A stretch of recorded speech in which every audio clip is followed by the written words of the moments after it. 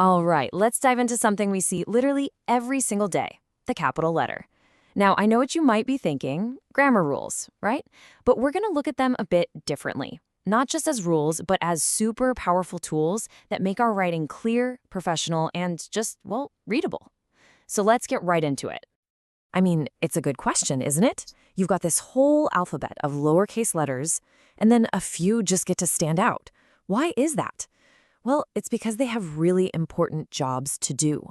You can think of them as the signposts, the managers, heck, the VIPs of the alphabet. Their whole purpose is to guide you, the reader, through the text. So, what are we really talking about here? It's simple, right? A capital letter is just the uppercase version, like a big A instead of a little a. But that tiny change in size, it packs a massive punch. It's one of the most fundamental tools we have to make our writing actually make sense to other people. To really get a handle on their power, we have to start with their two most basic jobs. I mean, these are the ones you're going to use every single time you write. They're pretty much the bedrock of the whole capitalization world. And here it is, the big one. The number one most universal job of a capital letter is to kick off a new sentence. It's like the starting gun for a new idea. It tells the reader, okay, stop, pay attention, because something new is starting right here. It sounds simple, but wow, is it effective. Yeah, this example says it all. The second you see that capital T in "the dog is barking," your brain just instantly gets it. A new thought has begun.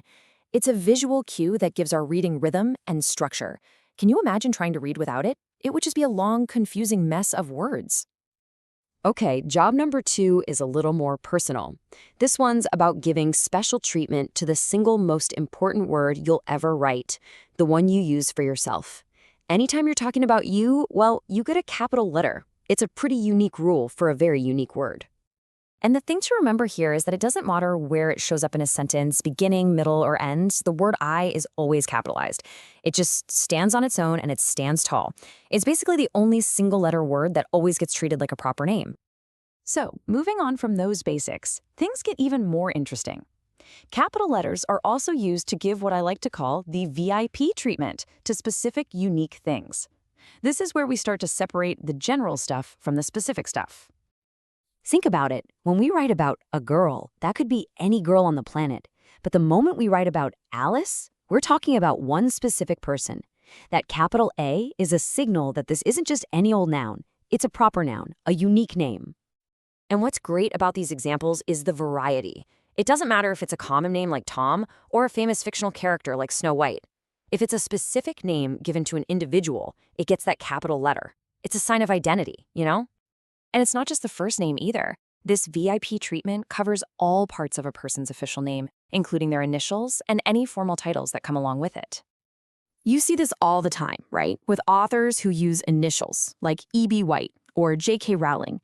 And this same exact rule applies to formal titles that show a person's rank or role, like Captain Wells or Queen Elizabeth. The capital tells us the title is part of their official name in that moment. Now, this whole idea of separating the general from the specific doesn't just stop with people.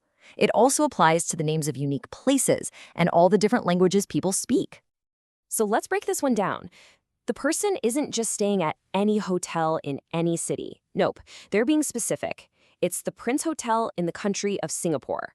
See how those capital letters lift them out of being generic categories and turn them into distinct, real locations? But here's a quick heads up, a little detail to watch out for.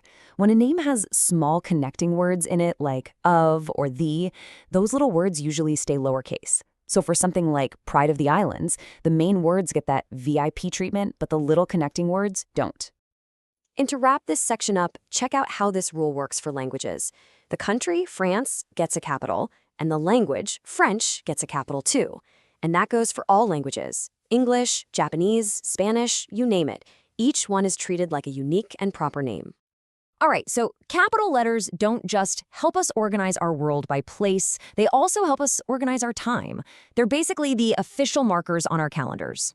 So anytime you're writing the name of a specific day of the week, a month of the year, or a special holiday like Christmas or New Year's Day, you've got to give it a capital letter. It's how we pull them out and make them feel special, separate from the normal flow of time. These examples show how common this is in our everyday lives. A test on Friday isn't just any old day. It's that specific day. A birthday in January is happening in a named month. And Christmas is, of course, a huge holiday. Capitals just make these important dates pop, both on the page and in our heads. Okay, so we've looked at all these different jobs, which brings us to the big question. Why does any of this matter? Because it's clearly more than just some dusty old rule in a grammar textbook. So let's do a super quick recap. Capitals kick off our sentences. They identify us with the word I. They shine a spotlight on the specific names of people, places, and things, and they mark our time on the calendar. See? Every single job is about creating clarity and structure. And that, right there, is the big takeaway. Using capital letters the right way isn't just about being correct. It's about being clear. It's about showing respect for names and titles. At the end of the day, it's how we make our writing understandable and professional for everyone who reads it. So I'll leave you with this one last thought to chew on.